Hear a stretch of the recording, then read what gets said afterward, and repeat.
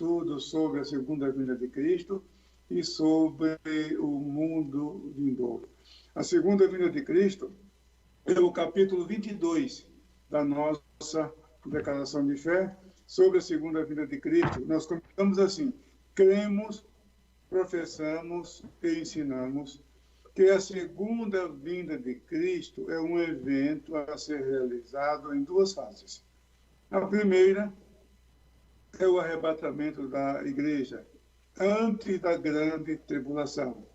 Aí tem o número 1. Esse número 1 é um versículo que está numa nota no final do capítulo, que é a passagem de 1 Tessalonicenses, capítulo 1, versículo 10, que diz assim: e esperar dos céus a seu Filho, a quem ressuscitou dos mortos, a saber, Jesus, que nos livra da ira futura. 1 Tessalonicenses 1 e 10. E mais ainda, porque Deus não nos destinou para a ira, mas para a aquisição da salvação por nosso Senhor Jesus Cristo. 1 Tessalonicenses, capítulo 5, versículo 9. A ira que o apóstolo Paulo fala aqui é o período da grande tribulação, o período de acerto de contas, que Deus vai castigar os moradores da terra, vai fazer justiça às nações da terra. Muito bem, mas vamos concluir aqui essa introdução e nós vamos explicar cada declaração da nossa confissão de fé.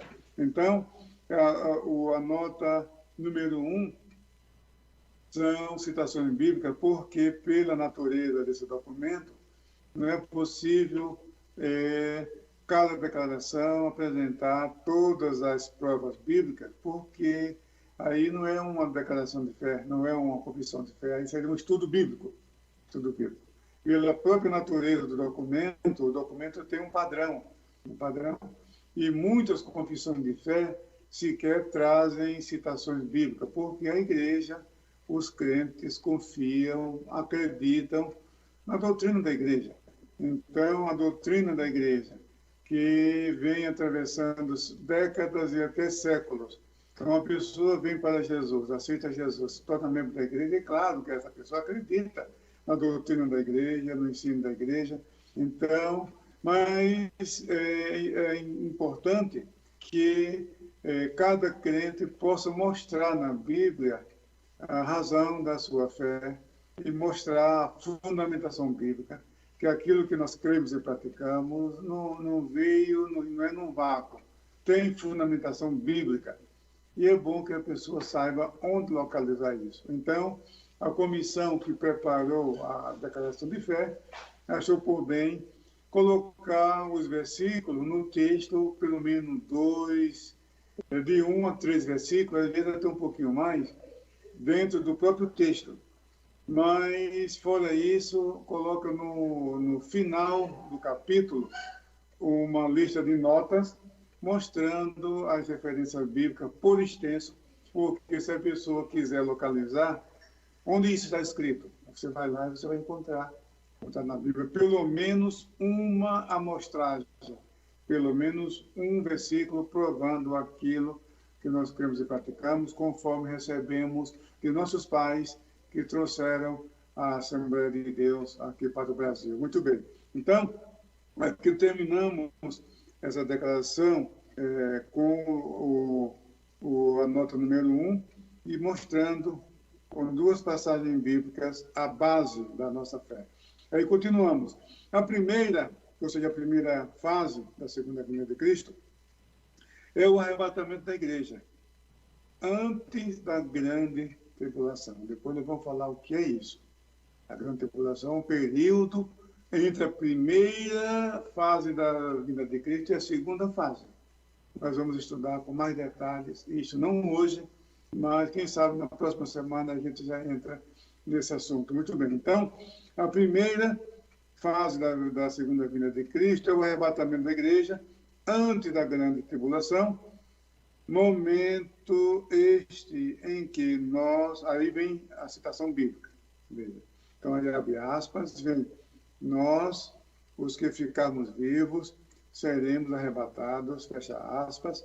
Isso está em 1 Tessalonicenses, capítulo 4, versículo 17. Aqui nós temos a base bíblica, que nós vamos ser arrebatados, vamos ser levados da terra. O Senhor Jesus vem nos buscar, e todos os crentes no mundo inteiro, em toda a face da terra, nesse dia, vai ser levado. Existe um filme interessante chamado Apocalipse, que é uma mostra de como esse fato, esse evento vai acontecer. Então, Jesus prometeu nos buscar e ele vem nos buscar. E quando esse dia chegar, todos nós seremos arrebatados, seremos levados para o céu, e o mundo vai ficar como está vivendo hoje. O que está acontecendo hoje no mundo é uma mostra do que vai acontecer quando Jesus vier levar a sua igreja. Imagina os noticiários comunicando que um povo desapareceu da terra, no mesmo horário em todos os lugares. Então, você vê que realmente é algo espantoso. Vai ser realmente, o mundo vai entrar em histeria maior do que o mundo está vivendo hoje. E esse dia está próximo. Nós não temos dúvida alguma. Então, aqui diz a palavra de Deus, nós, os que ficarmos vivos, seremos arrebatados. Muito bem, mas vamos prosseguir. A segunda fase da segunda vinda de Cristo é a sua vinda em glória, depois da grande tribulação. E essa é visível aos olhos humanos. Aí, novamente, entra a palavra de Deus, ipsiliter, com todas as letras. Diz o seguinte, abre aspas, eis que vem, isso é Jesus, né? Eis que vem com as nuvens, e todo olho o verá, até os mesmos que o traspassaram. E todas as tribos da terra se lamentarão sobre ele. Sim, amém. Fecha aspas. Apocalipse, capítulo 1, versículo 7. Então, veja, a vinda de Jesus. Uma parte da Bíblia fala que ele, o Senhor Jesus, vai nos arrebatar. E na outra parte da Bíblia fala que ele vem nas nuvens e todo olho verá. Então, veja que a vinda de Jesus, essa esperança, vem desde o início da jornada da igreja. Os primeiros teólogos da igreja, os pais da igreja, no segundo século da era cristã, já falavam sobre isso. Agora, eles não tinham a compreensão como nós temos hoje. Mas todos os cristãos e todos os ramos do cristianismo, em todos os lugares, em todas as eras, todos a uma afirmam a mesma coisa, a segunda vinda de Cristo. Jesus vai voltar. Agora, a discussão ao longo dos séculos era sobre o modus operandi. Como isso vai acontecer? Como isso vai acontecer? Então, isso vem ficando cada vez mais claro à medida que esse dia vai se aproximando. Então, hoje, a nossa compreensão sobre esses acontecimentos, ela é mais completa, ela é mais detalhada do que os primeiros cristãos. Muito bem. Então, nessa introdução do capítulo 22, nós encerramos com essas palavras. Nessa vinda gloriosa, Jesus retornará com os santos arrebatados da terra. Aí vem novamente a citação bíblica, abre aspas, na vinda de nosso Senhor Jesus Cristo, com todos os seus santos, fecha aspas, 1 Tessalonicenses, capítulo 3, versículo 3. Então, nessa introdução sobre a segunda vinda de Cristo, introdução do capítulo 22, nós informamos aqui alguns pontos chaves que é importante que você compreenda. Primeiro, que a vinda de Jesus Cristo, ela é real. E ela se dá em duas fases, duas etapas. e há até quem não concorde com o termo duas fases, porque eu recebi até um e-mail esses dias, um irmão muito cuidadoso, até gostei, eu vou responder esse e-mail dele, e ele sugere, na verdade, nós não temos poder para fazer isso na nossa declaração de fé, porque a declaração de fé nada mais é do que o ensino da Assembleia de Deus, as doutrinas que nossos pais nos ensinaram, e a comissão colocou isso de forma sistemática e organizada, transformou num documento da igreja que se chama Confissão de Fé. Então, essa linguagem ele usou, mas ele diz que falar de duas fases pode confundir alguns irmãos, de falar de duas vindas de Cristo, que é uma vinda só. Então, ele sugere usar arrebatamento da igreja.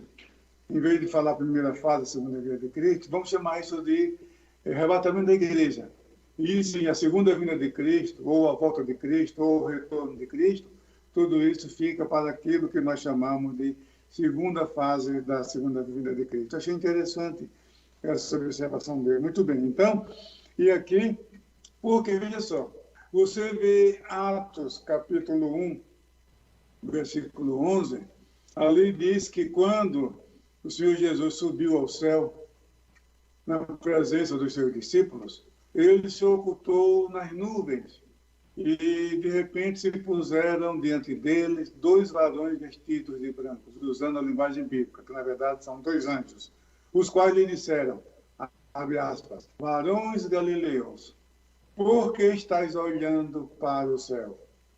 Esse Jesus, que dentre vós foi recebido em cima no céu, há de vir, assim como ao céu o vistes e, fecha aspas. Então, o que os anjos disseram àqueles discípulos que foram testemunhas, que testemunharam, cerca de 120 discípulos e discípulas testemunharam a ascensão de Cristo e testemunharam essa mensagem de esperança, de que ele, assim como ele foi, ele voltará. E como que ele foi?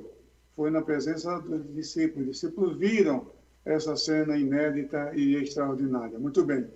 Mas em outra passagem, nós lemos em 1 aos Coríntios, no capítulo 15, e o versículo 50 a 52, fala que num momento, num abrir e fechar de olhos, porque a trombeta soará e nós seremos transformados. Então veja que num momento, num abrir e fechar de olhos, e depois nós acabamos de ler, e nós seremos arrebatados. Então, isso vai ser em fração de segundo, e ninguém sabe o dia e nem a hora. Jesus disse, porém, daquele dia e hora ninguém sabe. E isso está oculto aos seres humanos. Muito bem, agora, aí você pergunta, bom, Jesus vem, ele vai voltar.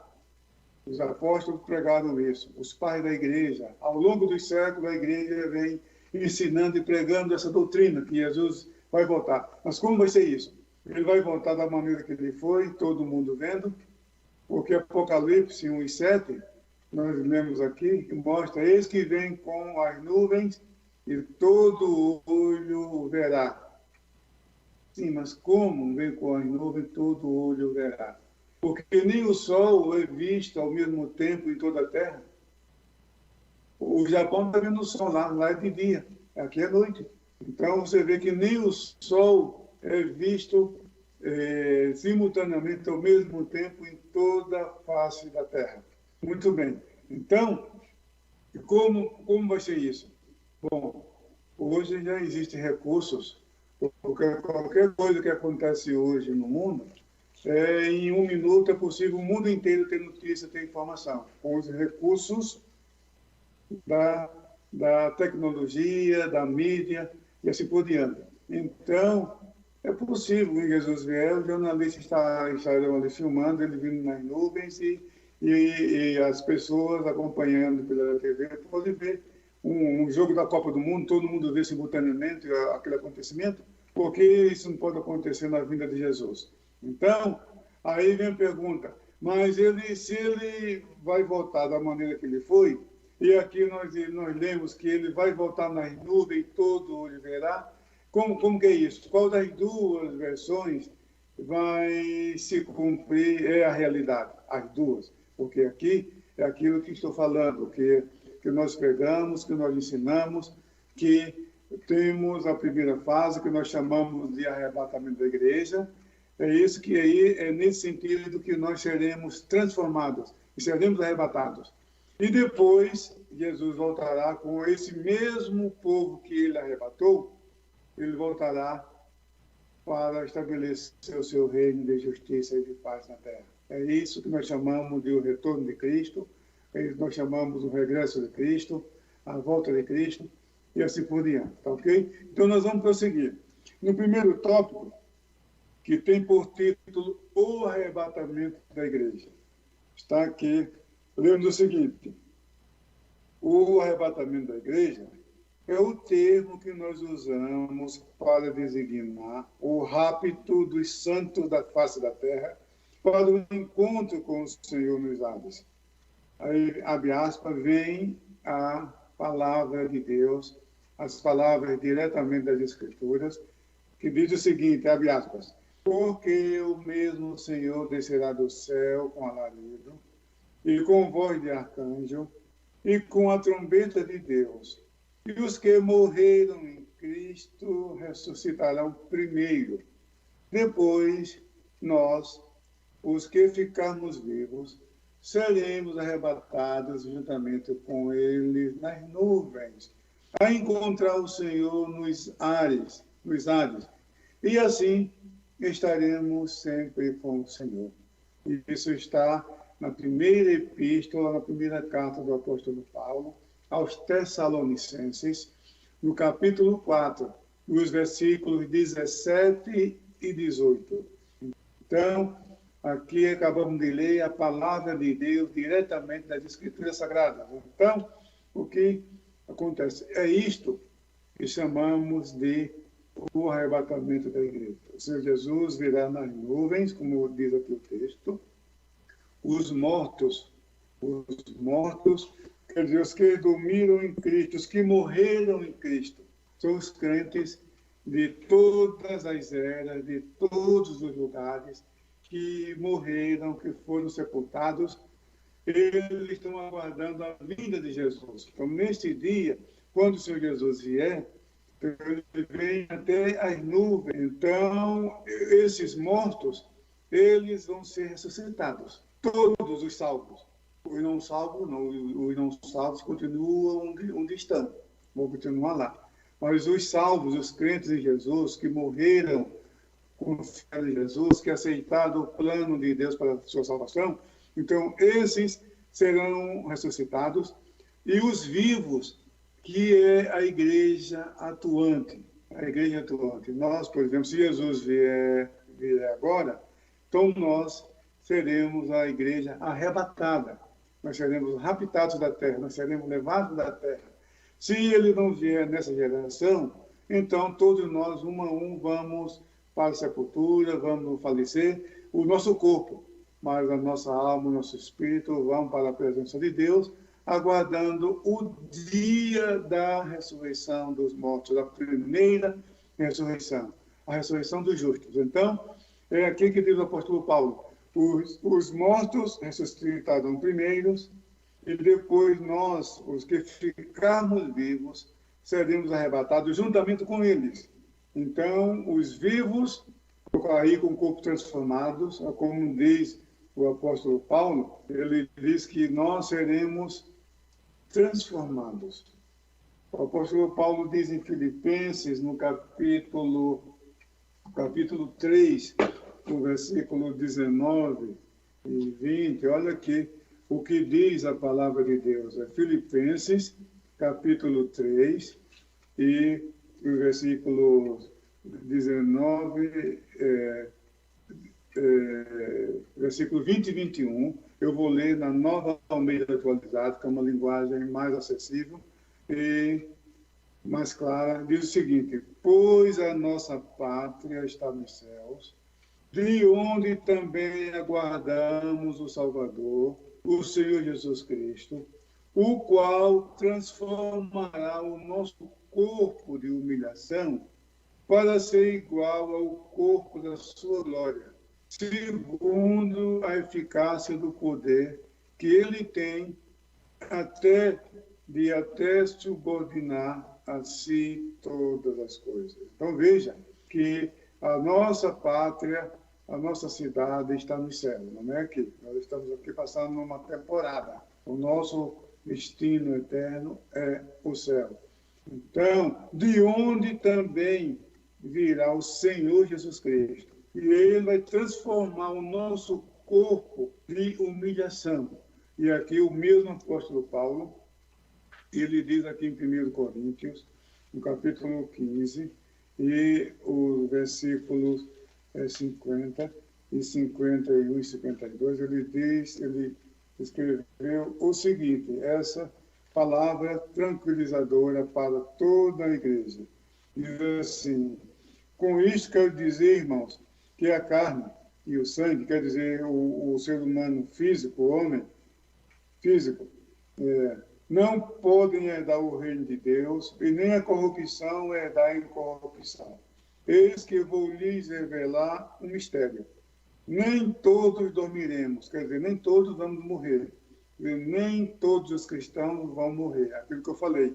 Quando Jesus vier, os que estiverem vivos não vão provar a morte. Vão subir com ele. E os mortos vão ressuscitar, mas os vivos não vão provar a morte. É isso que o apóstolo está dizendo.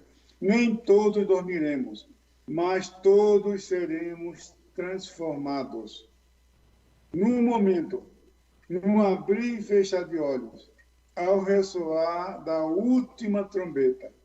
A trombeta soará, os mortos ressuscitarão incorruptíveis e nós seremos transformados. Está aqui, promessa de Deus, a palavra de Deus. Então, isso aqui diz respeito ao arrebatamento da igreja. Então, dois acontecimentos nesse mesmo dia. A igreja será levada da terra para o céu e os mortos, os mortos crentes, eles serão ressuscitados.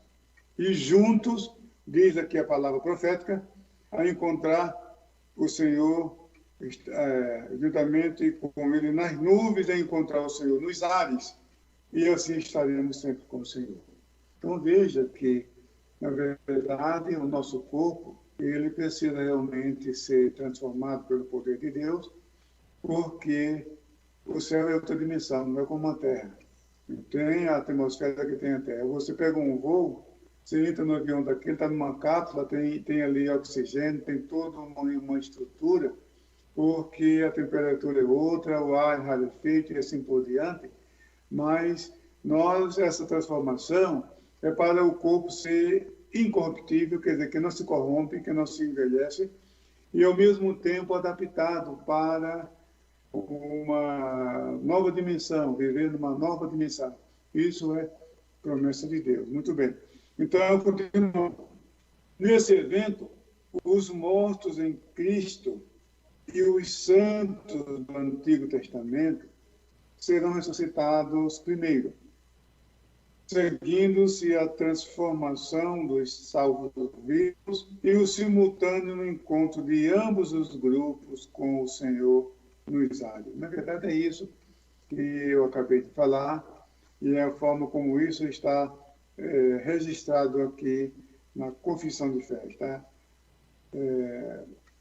escrito num documento da Igreja que expressa nossas crenças e práticas, que expressam os ensinos oficiais da Igreja Evangélica Assembleia de Deus. Muito bem. Continuando, temos aqui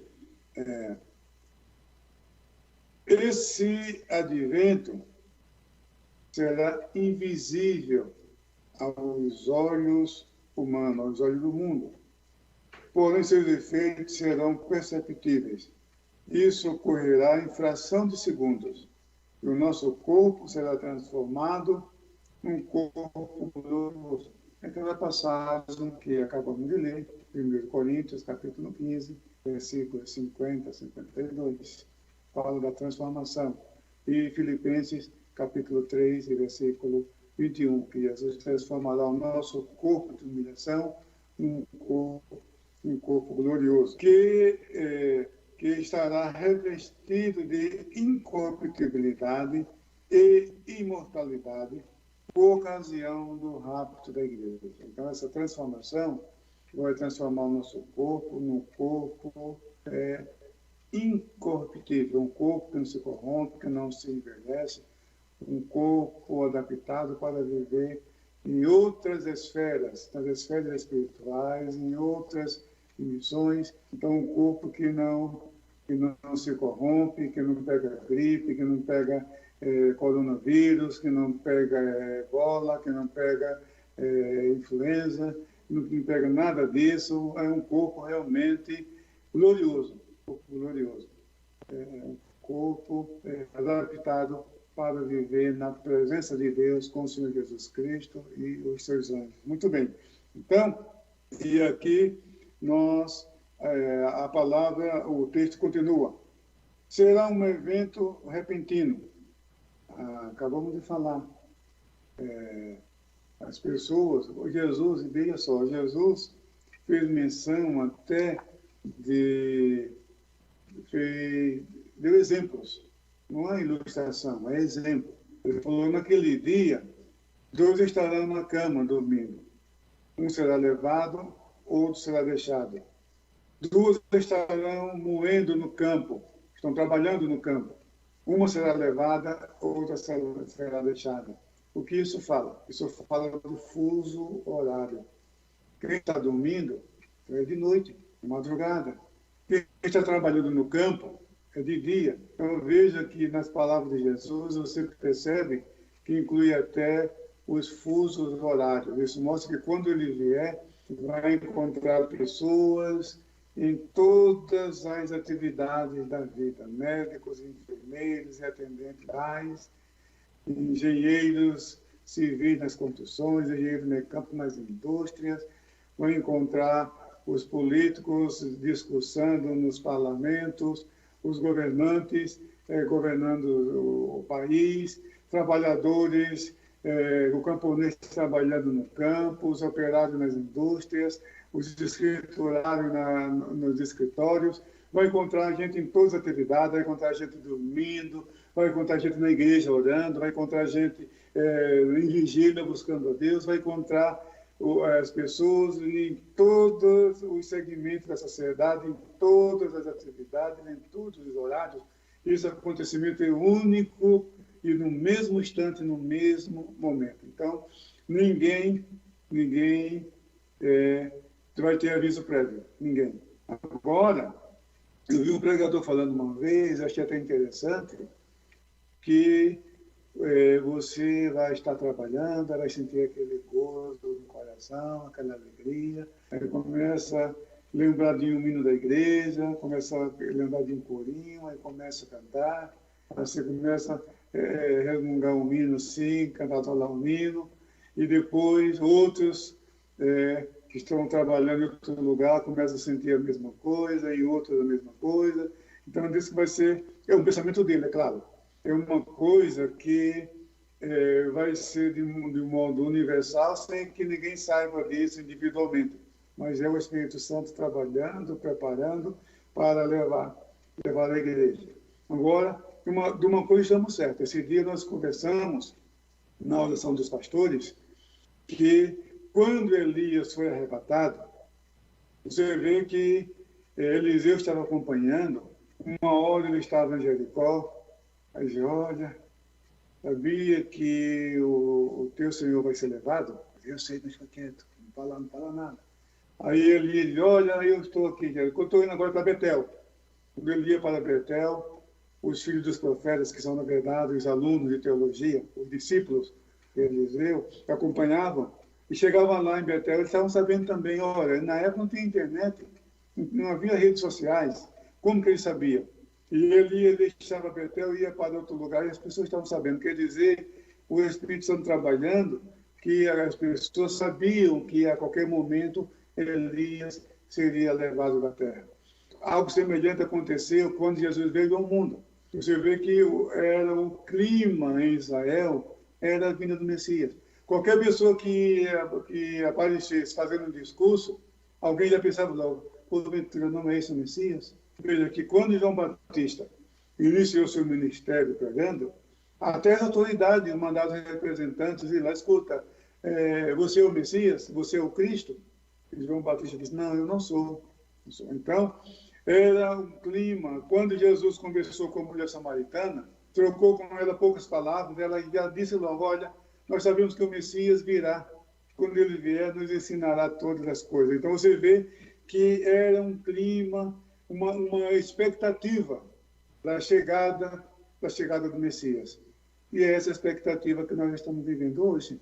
Os crentes no mundo inteiro, os crentes estão vivendo essa expectativa da vinda de Jesus, ou seja, do arrebatamento da igreja. Os sinais aqui está na nossa confissão de fé, onde lemos o seguinte, está aqui, olha, dos sinais, fala que isto será precedido, olha, está aqui, será um evento repentino e secreto, precedido pelos sinais gerais da... Veja só quais são os sinais. Apostasia, guerras, fomes, catástrofes naturais, perseguições, de maneira que esse evento não pode ser visualizado antecipadamente e nem datado por esses ou por nenhum outro sinal. Ou seja, esse dia não sabemos. Jesus disse, daquele dia e hora ninguém sabe. Antes de Jesus voltar ao céu, seus discípulos perguntaram, Mestre, Senhor, restaurarás tu o reino de Israel? Jesus disse, restaurarás neste tempo o reino de Israel? Jesus disse, olha, não pertence a vocês saber o tempo ou as estações que o Pai estabeleceu pelo seu próprio poder. Então, não pertence aos seres humanos. Muitos grupos religiosos, ao longo dos séculos, marcaram data da segunda vinda de Cristo. Todos eles foram uma decepção, os adventistas do sétimo dia, a testemunha de Jeová, e muitos outros marcaram data, dia e hora. Não, isso não pertence aos seres humanos. Sabemos que ele vem. Jesus mostrou os sinais. Diz aqui quais são esses sinais. A apostasia, onde fala da apostasia como sinal da vinda de Cristo. Aqui, olha, nós temos no rodapé, no final desse capítulo, nós temos assim, a seguinte palavra. Mas o Espírito expressamente diz que, nos últimos tempos, apostatarão alguns da fé, dando ouvidos a espíritos enganadores e a doutrina de demônios. 1 Timóteo 4 e 11. Então, aqui fala da apostasia. Mas o apóstolo Paulo está falando alguns, se apostatarão alguns da fé, mas alguns da igreja. E vão deixar a igreja, porque essa apostasia, na verdade, no mundo, ela é generalizada. A apostasia é negar a fé que antes defendia. O mundo, até a Segunda Guerra Mundial, até o final do século XIX, era cristão. A Europa toda, a Europa Ocidental, era a vida humana se baseava. Foi a partir da reforma que essa estrutura começou a ser mudada. A ciência passou a ocupar o lugar de Deus, a pensar que é Deus. E hoje Deus está mostrando que nós não somos nada. Nós, seres humanos, não somos nada. Nós falamos na terça-feira, citando, baseado em Jeremias, no capítulo 9, versículos 23 e 24, que diz o seguinte, não glorie-se o sábio na sua sabedoria e nem o forte na sua força, Mas aquele que se gloriar, glorie-se nisso, que eu sou o Senhor e que uso de misericórdia. Então, muitos que pensam ser importantes, que desprezam a Deus, que não precisam de Deus, muitos fazem até deboche de Deus, fazem campanhas contra Deus. A mensagem para esse mundo afora de blasfêmia. Eu estava comentando que eu vi na Espanha, em Madrid, empresa de ônibus com cartaz, uma espécie de banner na traseira dos ônibus, com essa mensagem: possivelmente Deus não existe, portanto, faça bom uso, goste da sua vida, aproveite a sua vida. Isso é uma blasfêmia. Isso é uma blasfêmia. Então, coloca Deus como se o cristianismo fosse uma ditadura. E mal pensa esse pessoal, sabe? A felicidade em nós, dos cristãos, ser cristão é algo glorioso, é algo confortante, que ali você dorme tranquilo, você não tem medo da morte, você não tem medo da vinda de Jesus, você sabe que você está nas mãos de um Deus que pode todas as coisas, que é poderoso e que é misericordioso. Não existe vida melhor do que a vida cristã. Agora, o que essa gente pensa? Eles sim que vivem presos em pecados, eles que não dormem direito, eles não têm paz, não têm alegria, vivem com depressão, embriagados, com problemas de toda ordem, de toda natureza. Eles não sabem o que é a felicidade. Eu coloco uma blasfêmia dessa nos ônibus. Estou falando da Espanha, mas isso tem em Londres também. Os ônibus em Londres estavam usando isso. Parece que o pessoal do Madrid trouxe isso de Londres. E outras capitais. A Albânia, que é um país considerado mais ateu do mundo. São blasfêmias contra Deus. E os cientistas, nós reconhecemos a contribuição da ciência com a humanidade, e isso é inegável, isso é inquestionável. Todos nós somos testemunhas disso, mas só que eles não são o que eles pensam que são. Esse que é o problema. O cientista pensa que é Deus, não é. Agora está aí. Quem está resolvendo aí? Onde estão? Disso perguntou o apóstolo Paulo em 1 Coríntios 1:20. Onde está o sábio? Onde está o questionador deste século? Aí, agora está aí o problema no mundo, a pandemia. E o que eles estão fazendo? Tudo debruçado, estudando, pesquisando, e gente morrendo. Nós estamos fazendo esse culto aqui online porque não podemos sair de casa. As autoridades estão nos orientando para não sair de casa, porque se pode sair, pode pegar um vírus desse, e em 5 dias está debaixo da terra. E eles, o que eles estão fazendo? O que eles podem fazer? Na verdade, tem até boa vontade. Isso é reconhecido. As autoridades, os governantes, é claro, quem não vai se preocupar com uma situação dessa? Então, nós não nos gloriamos com isso, não. A gente fica triste com isso, mas, ao mesmo tempo, nos alegramos porque sabemos que é a mão de Deus, a vinda de Jesus se aproxima. E isso é consequência da apostasia. Aqui fala também, olha aqui, além da apostasia, fala de guerras. Olha aqui o que diz a palavra de Deus sobre as guerras. Diz assim, olha, e ouvireis de guerras e de rumores de guerras.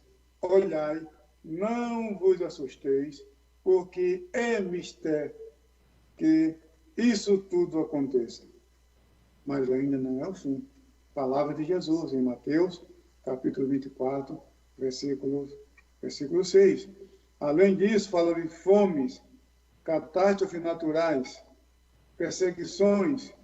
Olha aqui, e aqui tem a palavra de Deus. Porquanto se levantará nação contra nação, e reino contra reino, e haverá fomes e pestes. Olha aí, ó, a pandemia. A pandemia é uma peste. Olha aí, ó.